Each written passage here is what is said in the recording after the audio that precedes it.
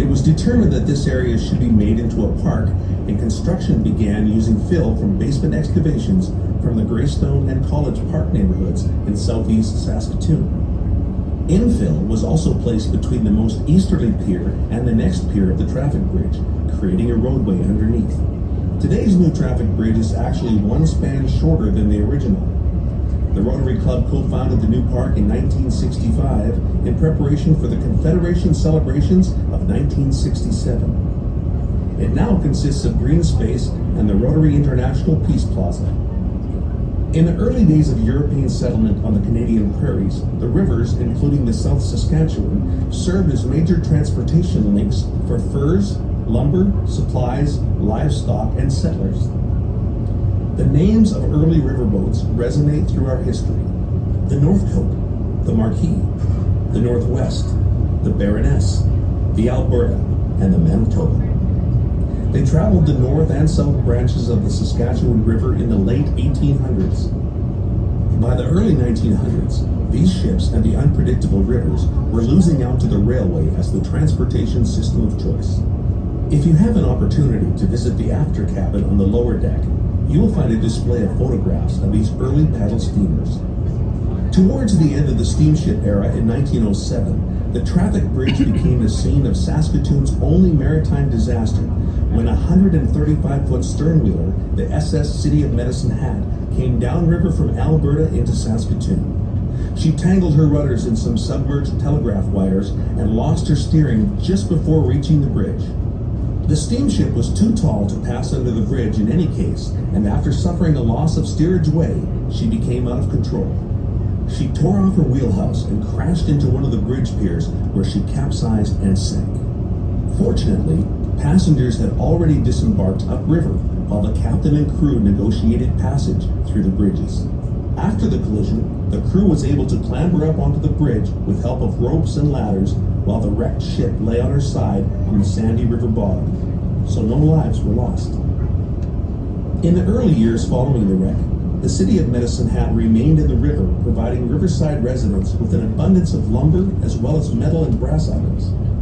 During the first winter, the ship's boiler was raised from the river bottom, and teams of horses hauled it across the frozen river to the Saskatoon Pure Dairy Creamery at Avenue B and 26th Street, where it was used to heat the dairy. Today, the boiler is at the Western Development Museum in Moose Jaw, Saskatchewan. Pier testing in preparation for the redesign and rebuild of the traffic bridge in 2012 turned up wooden structure and other artifacts buried in the riverbank. Archaeologists recovered approximately 1,000 artifacts from the site and concluded that these items were most likely from the SS City of Medicine Hat. Today, the remains of the SS City of Medicine Hat are entombed under the southernmost abutment of the traffic bridge in Rotary Park.